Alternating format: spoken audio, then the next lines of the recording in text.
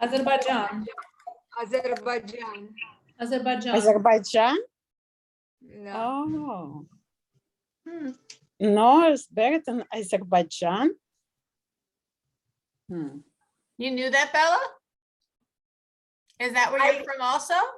No, I am border with Georgia and Azerbaijan was the same border. Yeah. Nakhichevan. Nakhichevan. Wow. Yeah. Just kidding. Nakhichevan. Yeah. Yeah, I can show Nakhichevan where it is. Yeah. If you want me to share, I cannot because Cyril, you have the only I can't. You want me to? I can do that. Let's. No, it's okay. We can look later. As Here, long as here. No problem. I just allowed you to share. Okay.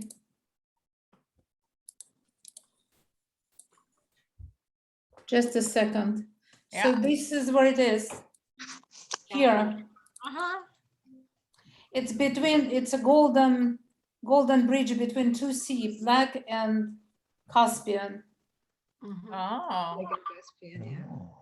And In the city, they have the tomb of Noah, or outside? yes. So I can try to return back to the picture of it too. So this is tomb of Noah.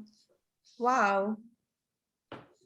But it's tomb. We don't know if this is really Right. where he was buried or this is a tomb. So it says it was built in the 17th century. Yeah. I wonder what was there before the 17th century. So I did very quick research. Tomb of Noah, burial of Noah. That's it. So, but I didn't mean to. I just didn't have the answer for a meaning of my name, Cyril.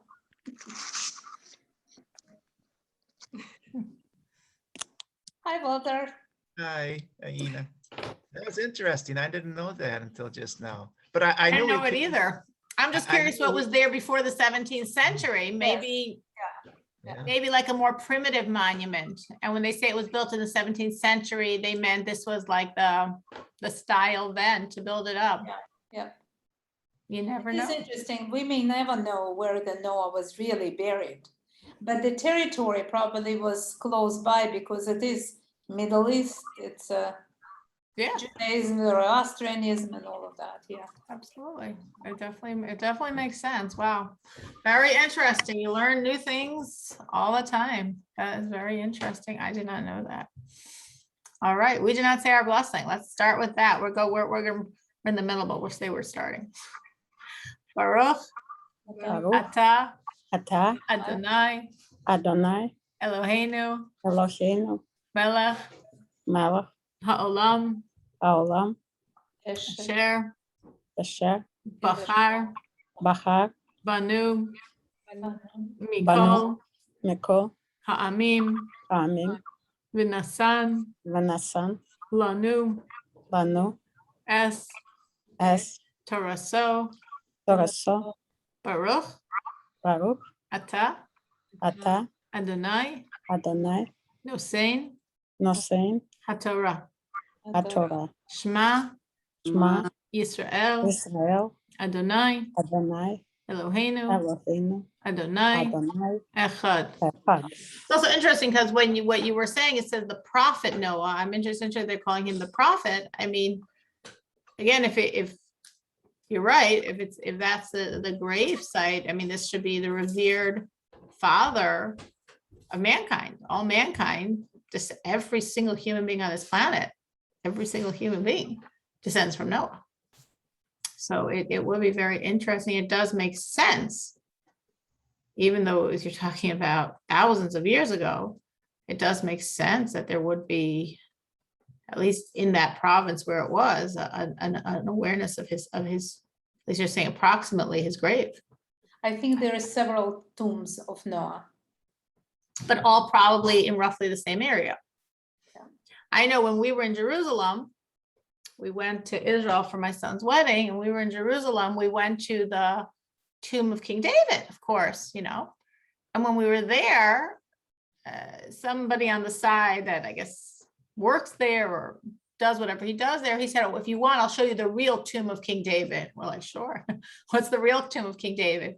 So he took us out, and he took us to, again, you know, not maybe 5-minute walk from there, maybe 10-minute walk from there, outside, like nothing. And he said, "This is the real tomb of King David." And on the wall there, it was written all these other descendants of the house of David. And he said, the Kabbalists say this is where they're buried, David and all of these other kings that were descendants of his. So it was sort of like an interesting thought, like maybe this is where David's buried, truly in exile, like there's like a basketball court right in there, you know, like. And then you go back and I'm like, so, you know, we covered all bases, of course. We prayed in both places. You know, maybe he's buried here. But if he's not buried there, a lot of people think he's buried there and they're praying there. So they've made it holy by their prayers. So in either case, we're going to go in the fields where the Kabbalists say, we're going to go where the official spot is. And probably, maybe there's a tunnel that connects the two, not so far. So yeah. If you're going to a place and you're sincere, I think it's like many other things in life, God knows what you're intending and where you're thinking, just like you want to connect, turn to your parents, but you don't happen to be near where they're buried. You look at a picture, you talk to them, you pray, you ask them to intercede with God for you. They hear you. They hear you. I think it's sort of the same. So what I wanted to do today, I'm sorry I'm late. I went to a condolence call, which a long time ago, like 6:45, like no problem. I'll be home way before. And, you know, you think there's gonna be a lot of people. There was like nobody, and they were talking a lot and we couldn't leave, whatever. So my apologies. So I wanted to talk about the portion of the week. So this week's portion is Chayei Sara. It's actually very interesting here. Literally on Sunday, this man buried his wife on the portion of this week where you speak on Sunday of Sarah's burial. Pretty strong. So a few ideas from the Torah portion. Of course, there's so many ideas in the Torah portion, and I will try to find things that maybe we could find a relevance to, and there's many others. It's just some ideas. So in this Torah portion, we have at length detailed a mission. Eliezer, who is Abraham's servant, compatriot, colleague, close friend, is being sent by Abraham on a very important mission to find a wife for his son, Yitzchak, Isaac, who's a mere 40 years old at this point, and definitely, you know, high time that he should get married. And the sages question Eliezer's status. It might seem like a very technical point I'm going to raise, but I'll explain why as we talk, why I thought it was relevant. They question Eliezer's status. And the question is, what precisely was Eliezer's role here?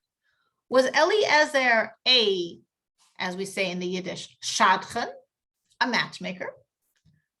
Or was Eliezer an emissary? If you know in the world of Chabad, you might be familiar with this term for emissary. In Hebrew, it's shliach. That's the literal meaning of shliach, an emissary. So was he Abraham's emissary or was he Abraham's matchmaker? Did Abraham hire his servant, slave, friend as a matchmaker to find a wife for his beloved son and the father of the Jewish people, Isaac, Yitzchak? Or was he Abraham's emissary? So what's the difference? Who cares?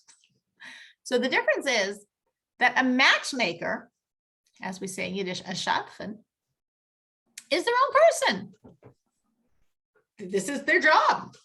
This is their business. This is their line, or they're very good at this. Maybe they're volunteers. They say, him, her. That's a matchmaker. An emissary is not his own person. An emissary is considered, according to Jewish law, an extension of the sender. In the correct English, you'd call it of the principal, of the one who sent him. So this goes back and forth, and there's many technical proofs, and I'm not going to bother you with them. Was he a matchmaker or was he an emissary? The bottom line answer is he was an emissary.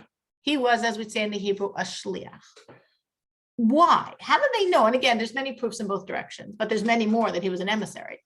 Because Abraham's entire existence was invested in creating the Jewish people. If Eliezer, the one Abraham sent, was a matchmaker, he's a different person. He's separate. So this marriage is not part of Abraham's existence. It's outside of it. And that could not be.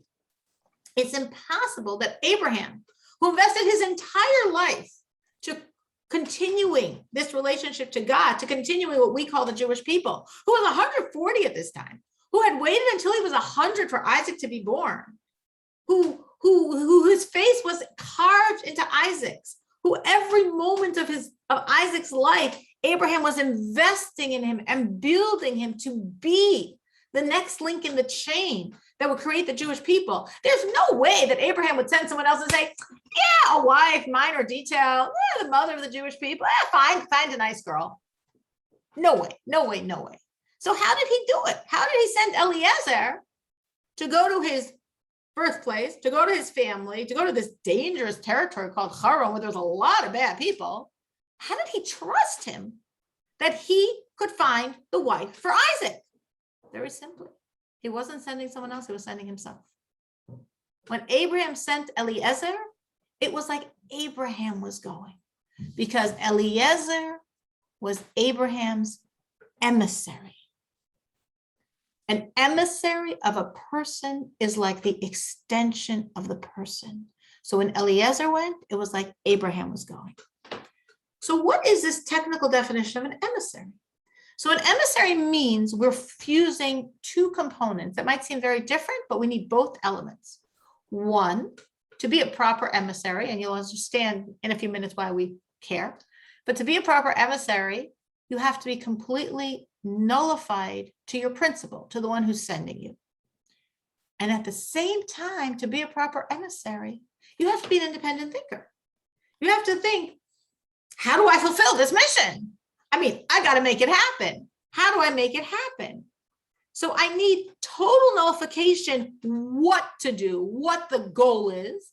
And I need total inner strength and confidence and assertiveness to make it happen. So why do you think we need these two parts? Why do you think we need this nullification? Why do we think you need the independent thinker? Why do you think we need both to make someone an emissary? And again, what I'm saying here is actually a legal halachic Jewish law definition, what it means to be an emissary. If you're not nullified, you're not an emissary anymore. You know, if someone sends you and you say, a wife?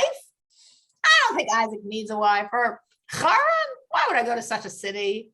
I think better check the ladies here. Or from Abraham's family, his family's so messed up. I found a much nicer girl, not from his family. You're no longer an emissary. An emissary means whatever your sender said, that's the goal. But how to accomplish it, that's what you got to figure out. So why do you think you need both of those pieces? What would happen if the person wasn't totally nullified, or if the person wasn't an independent thinker?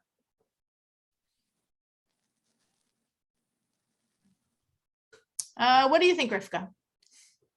To pick on someone.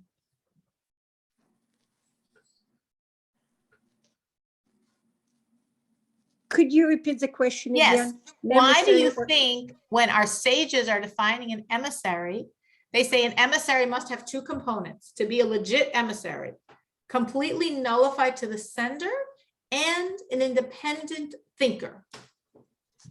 Because we would think those are almost like contradictory qualities, like complete nullification and then this independent thinker, but completely nullified. Because I think to completely be nullified, it takes a very special person to completely nullify yourself. It definitely does. It's hard for us to nullify ourselves. It's a very hard thing. It is hard to be So, nullified. It's a But very why hard. would we want someone to be nullified to be an emissary? In this example, Eliezer nullified himself Torah says, because he actually, for himself, he wanted his daughter to become a wife of Isaac. That So is true. He nullified Rivka's himself knowledgeable. to take this personal, his personal desire completely away and channel Abraham's desires. That's exactly it. We all have, I mean, what Rivka said is true for everyone. We all have personal agendas. Our sages aren't only talking about Eliezer, but he's the prototype because he's the first one we see biblically. We all have personal agendas. We all do, even if we think we don't. Here, we had a very obvious personal agenda. Eliezer had a nice daughter that would be a nice match. Hey, me and Abraham, Chutanim, you know, creating a match between the two of us. This would be like, wow, the pinnacle, the peak. And he has such a nice daughter. But that's not what Abraham wanted. So that means a total nullification, because once you get your own personal agendas involved, it's very easy to like twist and turn and abracadabra, you made something completely different, but somehow it all makes sense in your brain. So we really need that nullification to say, put it all aside. It's not what I want. It's what the sender's saying. But I need my independent mind.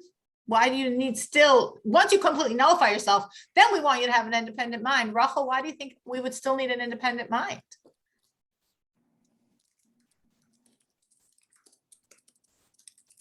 Because you never know what situation will come up. So you have to be able to be flexible, to adjust, to make a right decision. Exactly. Exactly. An emissary is not a robot, not a computer program, a flexible mind. That's a great way to phrase it. You're in the field. You got to make the decisions. You know what he wants, but you got to make it happen. And maybe it's going to look a little different than it looked like when you were sitting comfortably in Hebron with Abraham discussing it. So yeah, we need that, like, I can handle and make decisions, and I have the strength and belief in myself to make decisions. You know, it's very interesting. This, a term, of course, we use always is like self-esteem, healthy self-esteem. But a lot of times what self-esteem really means is enough belief in yourself to have high aspirations, to think big, to go for it, because you believe that that's what you can do. So we need someone so nullified that it's not going to be your agenda at all, and then so strong that you can make it happen no matter what, as Rachel said, no matter what you encounter. So we actually see this with Eliezer. You know, Eliezer, like Rivka said, had a nice daughter, and he had to chuck that vision aside. At the same time, we see that he was an independent thinker once he was on Abraham's page. He goes there himself. He prays to God himself. He makes up signs with God himself. He has to negotiate with Rebecca's not very pleasant family that tried to poison him. He had to negotiate with them when they wanted her to stay for at least a year or 10 months. He had to be very firm. He did a lot independently, but all under Abraham's platform, all within Abraham's vision of what the goal is. Now, why am I speaking about this? Because I thought it was relevant for us, because every one of us has the potential to be God's emissary. Every single one of us. Every single one of us. Every Jew, and I would venture to say every non-Jew, could choose to be God's emissary. Now, what does it mean to be God's emissary? Well, that's why we just discussed the idea of an emissary, to understand the concept. To be God's emissary means to be nullified to what God wants, and to be independent enough to figure out how to make it happen in your arena. Now, obviously, we know what God wants. Some of us have been in this class for 9 years already. And some of us have vast reservoirs of learning from many, many, many other places. We know what God wants from us. I venture to say we all know on some level what God wants from us. And perhaps we're doing it, but are we doing it as God's emissary? It's like I have an opportunity. I could be a good human being. I could be a good Jew. I could be a good non-Jew. I could be someone that tries to worship God. I could choose to be God's emissary. There's a very big difference. So to know if we're an emissary, we know the test. What's the test? How do you know if you're an emissary or not? What do you have to figure out? Two things. Are you nullified?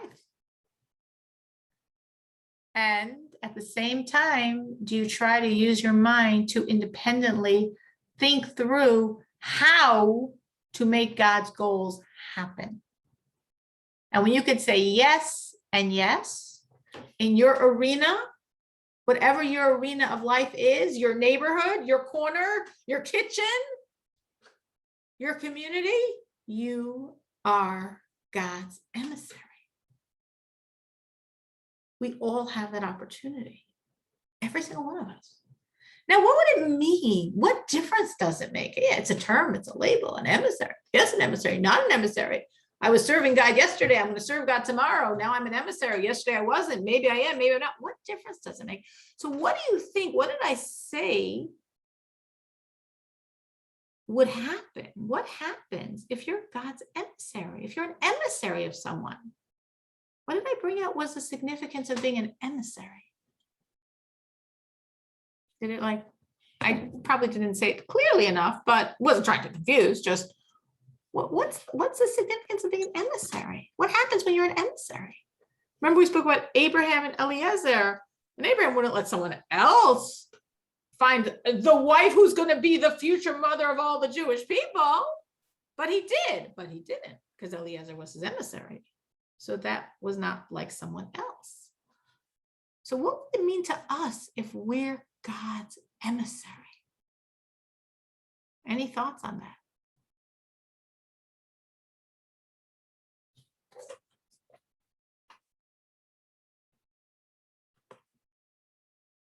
Orly, what do you think?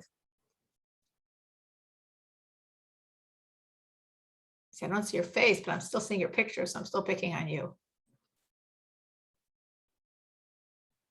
Orly, do you have any thoughts on that one? You have to unmute yourself.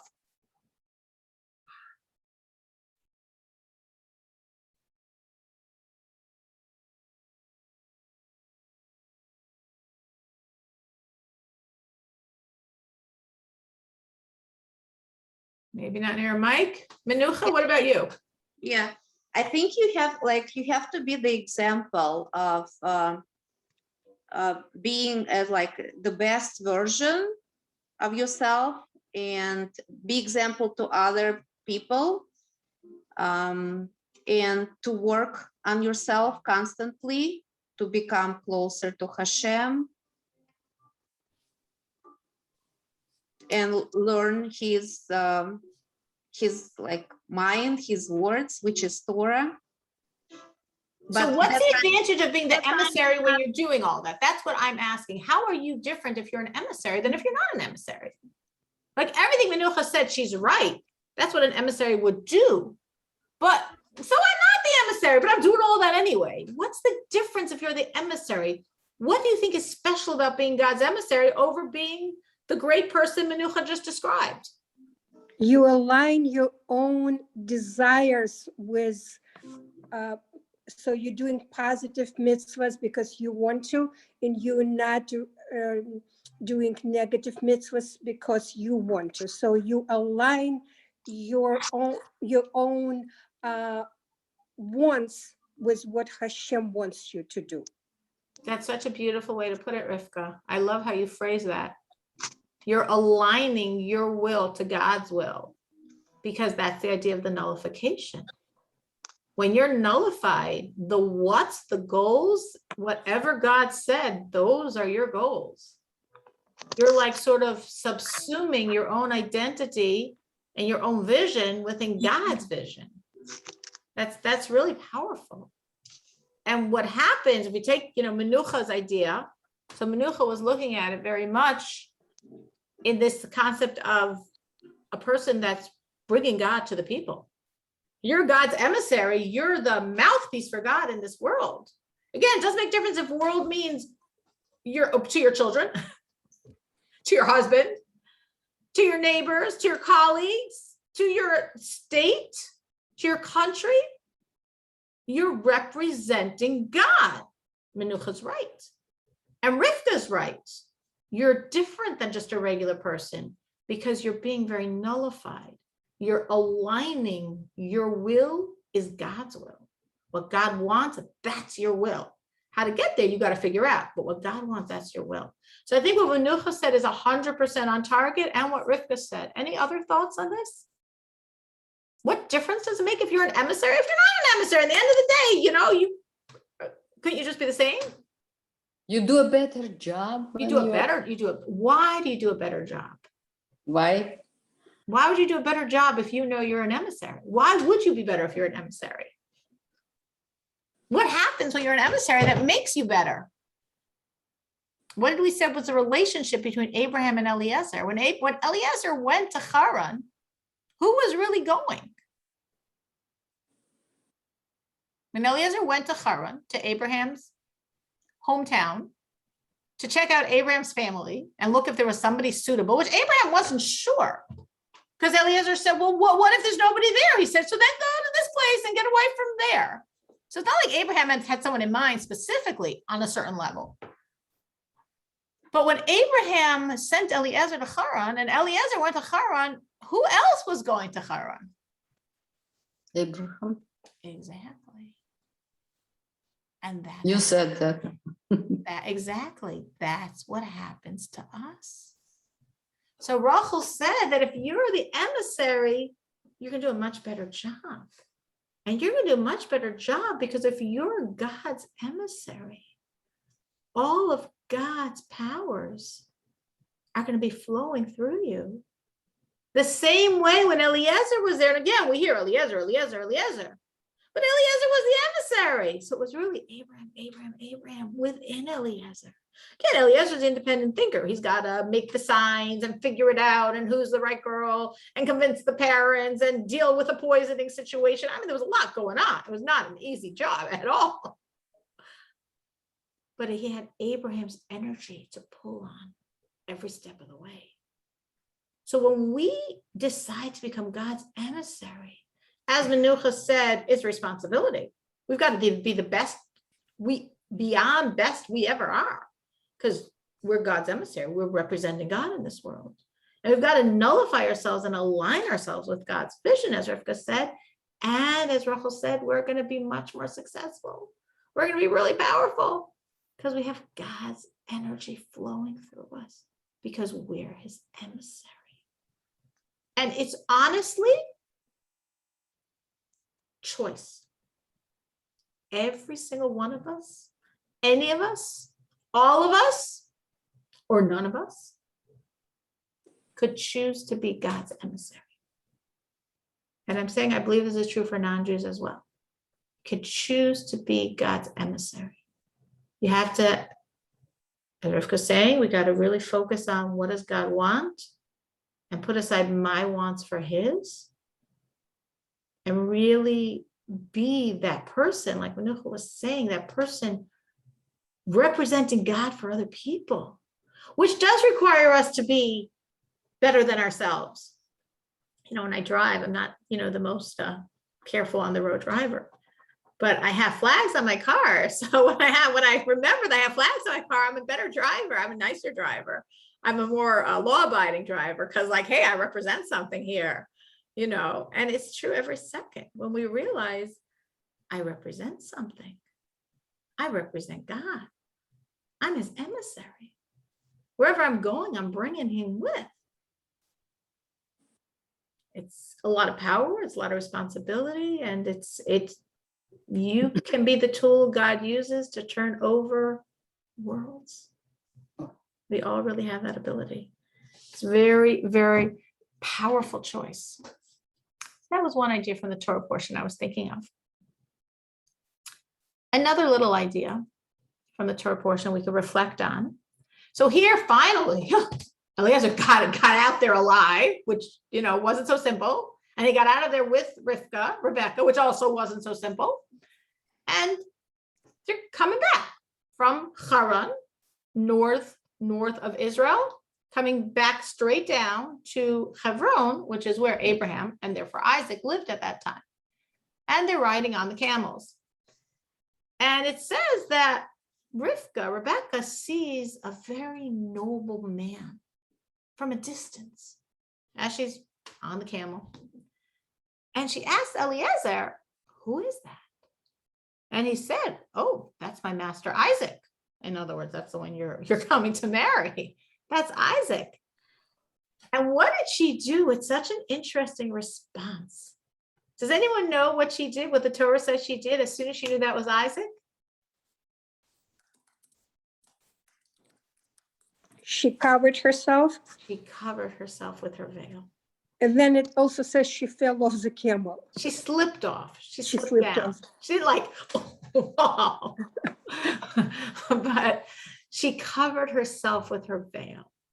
I was thinking, I did not look in the commentaries to find deeper meaning. So I'm not giving you the deeper meanings. I'm just giving you what I see on the surface. I was like, that is such an interesting reaction. Here she's about to get married. And it wasn't easy for her. She was exactly 3 years old, but 3 years old then doesn't mean 3 years old now. And it was literally the first day she was capable of getting married, and God took her out of there as soon as he could because it was a horrible place. And her father tried to prevent the shidduch, the matrimony, from happening. So God took care of him. And then her brother and mother tried to detain her for a year, for 10 months, and she absolutely refused. She said, no. If you let or not, I'm going with this guy. Again, she was 3, but she also was the one taking care of the camels, gave water to all of the camels of Eliezer's many men. She was a very capable person. And here she is, she's meeting the man she's going to marry. And when she has sight of him, when she's close enough to see him from a distance, and she's like, wow, that person looks very noble. Who is he? Oh, he's the one you're going to marry. She covers herself with her veil. I was like, that's such an interesting reaction. Her knee-jerk reaction was, again, there are probably many deep commentaries, but I'm just telling you the surface line. Her knee-jerk reaction was she wanted to enhance her modesty. She covered herself with her veil. She enhanced her modesty. I thought that was such an amazing lesson, and that's embedded in all of our blood. We all descend from Isaac and Rebecca, from Yitzhak and Rivka. Here's a man she's destined to marry, and you'd think and she wanted to marry him. And you say, oh, I should maybe project my beauty, and he's never seen me before. Rivka was a very beautiful woman, and show the beautiful woman that I am to the man I'm going to marry. And she said, no, he's so noble. To be worthy of him, seeing his nobility, I want to upgrade my modesty. I want to enhance myself, not by exposure, but by covering. I was like, wow, that is such an amazing lesson, because that might not be what we would think is the normal response. But this is the Jewish response. This is the mother of the Jewish people. This is our mother, my mother, your mother, all of our mother. So this is deep, deep inside of us, that the real way to lift yourself up is through not the exposure, but the modesty. I thought that was very, very powerful. I don't know if any of us have experienced this time of being in a place where we felt the majesty, the nobility, the godliness of someone. And we felt the response is to be more modest. I don't know if anyone's felt that like sense of, in this place, I want to be more modest.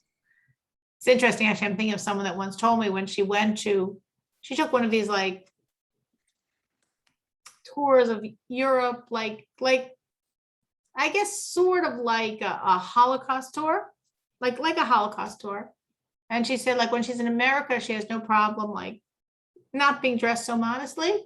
But when she was on that tour, she had a very strong desire to be dressed modestly. She felt it very strongly, like she felt she was walking haloed land, sacred land, and she really felt that she wanted to be dressed appropriately.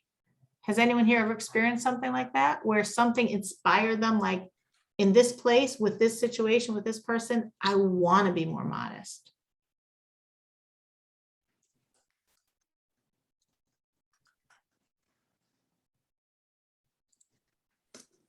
And just, if you remember, Cyril, I started covering my hair in your class because I was coming to your class and I started feeling like at this place I have to cover my hair. It's so nice. And you still do, even though we're on Zoom. That's beautiful. That's beautiful. Thank you for having that sensitivity and feeling that. And then not only feeling it, but putting it into practice. Because you could have like this passing, like inspired feeling, but then you go out and buy a wig, you know, that's then translating into action. I read the books about modesty and all that. So I learned a lot. It's a big journey. Modesty is a big, hard journey for us because all that we're exposed to in the world sort of says the opposite message. And it's really Cyril, like covering ourselves. Yes. but Cyril, when you were speaking about yourself, I am talking about me and modesty. Isn't it a little bit self-indulgence? Is modesty self-indulgence? No, recognizing yourself. Well, if I say now that I'm modest, okay, about myself, isn't it a bit self-indulgence? Because modesty is something that should be natural and not recognized within yourself. Humility. You're saying, if I'm going to try to translate what you're saying, if someone's truly modest, they wouldn't even be aware of it because it's such a Absolutely. natural state. Yeah. You are absolutely right. But what we are trying to do, it's a very interesting point you said. In the reality, it is our natural state. And it's such a natural state, you shouldn't even be aware of it. And also it's married to humility. For sure. But the problem is we are like working backwards because we might not have that modesty and we might not have that humility. It's actually an amazing thing you're saying. Yeah, because Rachel, I think Rachel had the recognition within herself, but I don't know, Rachel, if you at the time said, oh, I'm having an attack of modesty and now I'm going to be so modest. I don't think so. I think you may be influenced by that, but acting out of That's so interesting. Not like intentional. If we're really there, you know what you're reminding me of? How we describe a child. There's a famous story of a great Kabbalist who was teaching his students how to pray. And he was, by each name of God, he was giving them different deep Kabbalistic intentions, what to think. This name, as it's vocalized like this, as it's vocalized, it's very complex, deep stuff. Mhm. Okay, he spoke and spoke and spoke, sharing with them all the Kabbalistic secrets. At the end of the whole sermon, they said to him, so our teacher, you're telling us this is how we should pray. How do you pray? Because obviously you pray higher than us. He said, how do I pray? I don't pray with any of this. I pray like a child. That's what he said to them. What did he mean, I pray like a child? He meant sort of like what you're saying about the modesty, humility piece. A child has an intuitive grasp of God. Such an intuitive grasp of God, he knows nothing. He doesn't know the names. He doesn't know no Kabbalistic terminology. He doesn't know any of the lingo. He just knows God. And he has a natural connection to God. And if any of you see maybe little grandchildren of yours, and you in some context that's God-oriented, you will see it. Any little child you talk to, you can see it. Until the world messes them up, children have a natural relationship to God, have an effortless, which I think is your point, relationship to God. And also, as you're saying, they're completely unaware of it. Meaning they're unaware that there's anything special about it. It's their natural state of being. But then what happens? Then we lose it. Then we grow up. Then adultism or skepticism or doubts or just the world creeps in and we lose it. And then what happens? And then we have to try to regain the innocence of the child. We have to regain the relationship we were born with, but we lost, but it's deep inside of us. And we want to now evoke it again through work, as versus round number one when it was natural. So I'm thinking that as you're talking about modesty and humility and a natural state, and you're totally right. It is so natural, but over time, the world has caused us to have such distorted messages, especially on that concept, that we sort of lost it. I lost it. Most of us lost it. I'm not speaking for everyone, but most people lose it. They lose a sense of the natural relationship to their body as something holy and sacred, and therefore to be protected and covered, protected, modest. But then we can walk that walk and try to regain the sensitivity by the actions. The actions evoke the sensitivity. It's a very deep truth of Torah recorded in an ancient manuscript called Sefer Chinuch, where he says, I'll say it in the Hebrew, though it's just because that's what I think of it in the original, which means after the actions flows the heart. It's a very deep principle he's saying in 4 little words. What he means is our actions create our inner reality. That's a very different principle than most modern psychology. I'm looking at Orly's face, where a lot of times we think of our inner world creating our outer world. And there's truth to that, of course. But what he's saying is our outer world, our actions, what we say, what we do is going to mold the inner world. So going back to Emma's comment, when we act in a certain way, that actually helps us feel and be a certain type of person by those external, we do feel it, we don't feel. So Rachel's example was a very beautiful example, is she felt something and then she went and did something about it, which is very impressive because a lot of us feel things and then we just move on. But I'm saying, take it a step further to respond to what Ina was saying. You can even do something without feeling it and without really being there.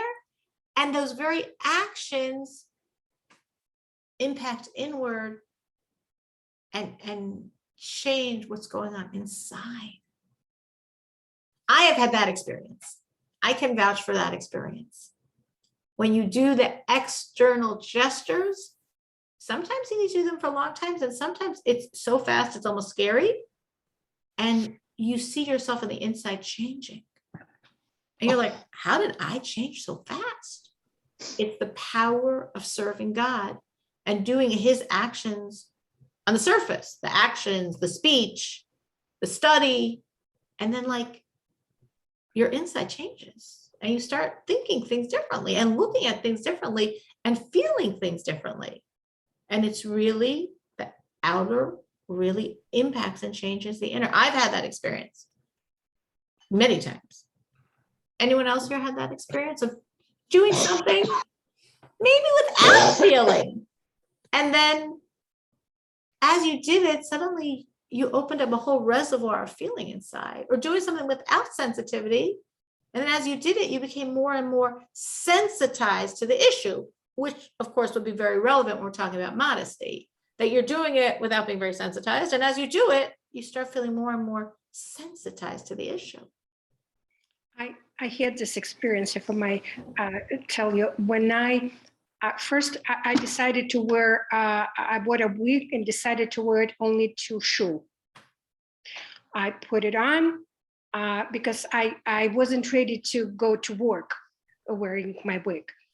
So then Sunday came and me and my husband went out. I didn't wear a wig, and then I stopped. We were in Costco, and I said to my husband, "I'm sorry, I have to go home. I'm so embarrassed. I have to cover my hair." Wow. That's it. And from that day forward, I never went out. Very sensitive soul. You felt naked. I felt embarrassed. That was, and I only wore my wig a day before for Shabbat. And this is it. And where did it come from? It came from the power of the commandment and a very sensitive soul, and the juxtaposition of the two. And then on Monday I went to work wearing that wig, and people were looking at me, so something's wrong. And I just, that's it. New hairdo. Wow. Very powerful experience. It's wonderful. You should hold that in your heart forever. I'm sure you do, because sometimes you have such a God moment like that, and many times we don't.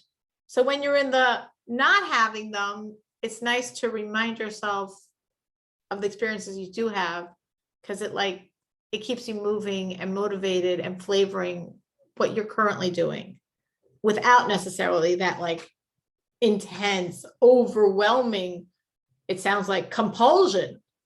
Such a strong feeling, like I got to get out of Costco. I feel exposed. Amazing. Anyone else had that experience? Doesn't have to be in the realm of modesty. It works for all service of God. Yes, I had an experience recently. I started wearing on Shabbat, I started covering my hair and wearing a skirt. Wow. And I started it a few weeks ago. Yeah, I want to hear what happened. You're wearing a skirt, you're covering your hair. What happened? Okay, first of all, it's not hot anymore, so I can cover my. But because my children come for Shabbat on Friday, and we have a dinner, and my grandkids put money in tzedakah, and they know prayers by heart. So, and then Saturday, again, my grandchildren come. So I wanted just for them to show that it's different. It's not the same day as weekday.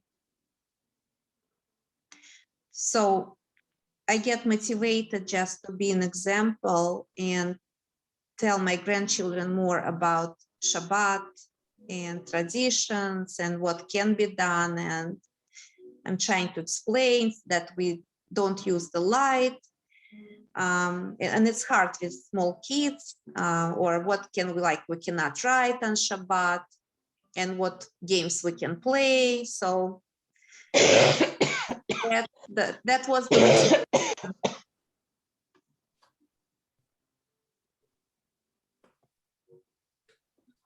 And you've kept it up. for 3 weeks. Very impressive. Very impressive. Do you feel like a different person in a skirt and covering your hair? No. Feels the same to you? No difference yet. No. You're not having Rivka's experience. You're having Menucha's experience. Yeah. Very nice. Very special. That's the other centered awareness. Like you were saying about being the emissary. And when I asked about the difference of being an emissary, your answer was, you have to be the best you possible, better than the best, because you're an example for others. So that's your go-to. So we see this in reality. That's exactly how you're asking. For you personally, I don't need a skirt, I don't need to cover my hair. But for my grandchildren, I got to put on a skirt and cover my hair because they've got to know it's Shabbat. Yeah, and also my daughter Esther Emily came on Friday, and she said that for my birthday she wants to take me shopping for the week, shaitel. And I said, interesting, because I've been thinking a lot about it lately. So that's the plan in January. That's a nice birthday present. Yeah. I remember you trying on my sheitlach. Mm-hmm. Beautiful. So let's see. Very beautiful. Very, very, very, very beautiful. Very, very moving.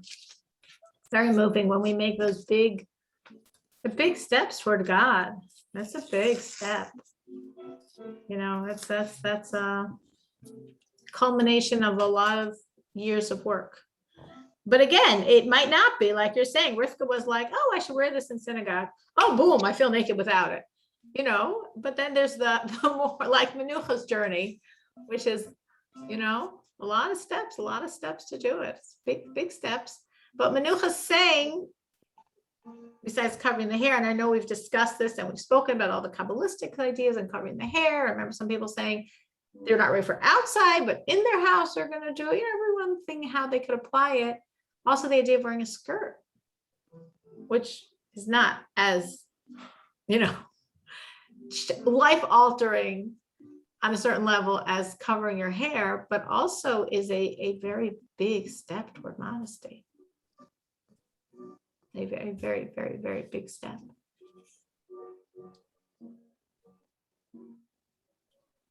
So I had more to talk about of the Torah portion, but I see we ran out of time, so I guess I will not. So we're going to stop here, and I will not get to my other very interesting idea that obviously is not meant to be. And we're going to just give one idea in terms of the Sabbath, the Shabbat, the Shabbos. We're talking here under the idea of harvesting. And one of the things that is or is not permitted, depending, is leaning on a tree. So you're outside, you're in your backyard. You're taking a walk in a park. You're taking a walk down your block. Can you lean on a tree? Well, if it's a healthy tree, yes. Because if it's a healthy tree that will not shake because you're leaning on it, no problem. You're allowed to lean on a tree. But if it's a weaker tree, a not healthy tree, a fragile tree, a flimsy tree that leaning on it is going to cause it to move, to shake, then you're not allowed to lean on it on the Sabbath. Same thing about touching a tree. Are you allowed to touch a tree? If it's not going to move, no problem. If it is going to move, not at all. Are you allowed to sit on a tree? No, never.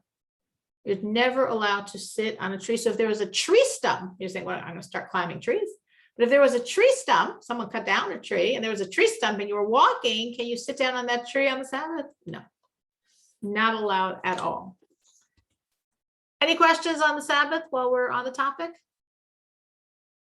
Sometimes people have relevant questions. Yes, I don't understand why we cannot sit on a tree stump. Pinyock, I understand. You're not allowed to sit on a tree stump because you're not allowed to use the tree on Shabbos. And sitting on it would be a form of using it. And it's actually interesting. I wasn't going to go into this because I didn't think it was so relevant, but our sages actually put a special fine on somebody that would sit on a tree on Shabbos, because I guess it's sort of, maybe not as much in our lifestyle, you know, the city people that we are, but in an agrarian society, as our people started out, it's a very normal thing. Tree stumps or climbing a tree. So they said that if someone sat on a tree on Shabbos, if they was on a tree stump or a kid or a young adult climbed a tree on Shabbos, they're not allowed to get off that tree till after Shabbos. So they literally were stuck on the tree till the end of Shabbos. So they should remember never to sit on a tree on Shabbos. But tree stump is already not tree. It's not, technically, it's not tree anymore. Why? Because you're saying it's dead? No, yeah, pretty much. Still considered a tree. Still considered something you're not allowed to have a use from on Shabbos. But it's, I just don't see, like, Why it would be considered How- a tree? yeah, how would you relate it to any of 39 jobs? I just, Oh, don't s- how it relates to it is this is part of the job. In other words, it's a branch of the job called kotzer, which was harvesting. So under the broad umbrella of harvesting, is harvesting related to the work in the temple, there's many different things that have to do with agriculture that we don't have benefit from on the Sabbath, on the Shabbos. So within that, we have this whole broad category of trees. And therefore there's many, just like you can't pick a fruit from a tree on Shabbos, you can't use a tree on Shabbos. It's actually very complicated, the laws. Again, Okay. not very relevant to most of us, but there's actually very complicated laws in terms of whatever, if you put something on, can you take it off? Can you put something on? What if it's not the tree directly, but there's a hook on the tree? Can you put it on the hook? I mean, it's actually Right. many, many pages of really complicated laws that I figured were not so relevant, so I wasn't going to go into them.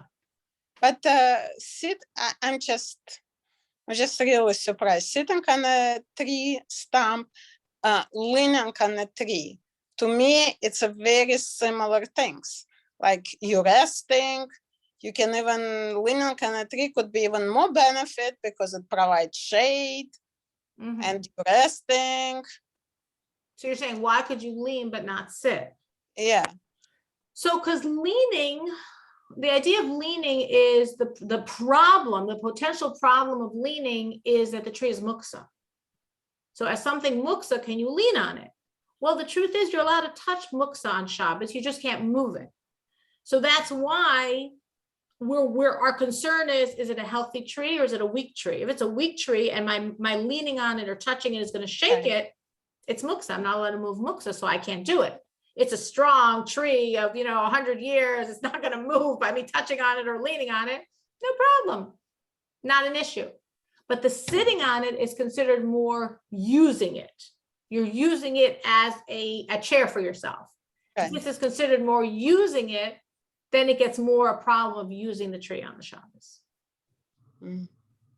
But I'm saying there's a lot of laws about trees, believe it or not, in terms of Shabbos. Okay. Anyone else? Any other questions? Well, thank you so much. Thank you for all the insights and the personal vignettes. They're very, very meaningful, very, very, very meaningful for me and hopefully for all of us. And I so appreciate everyone coming tonight.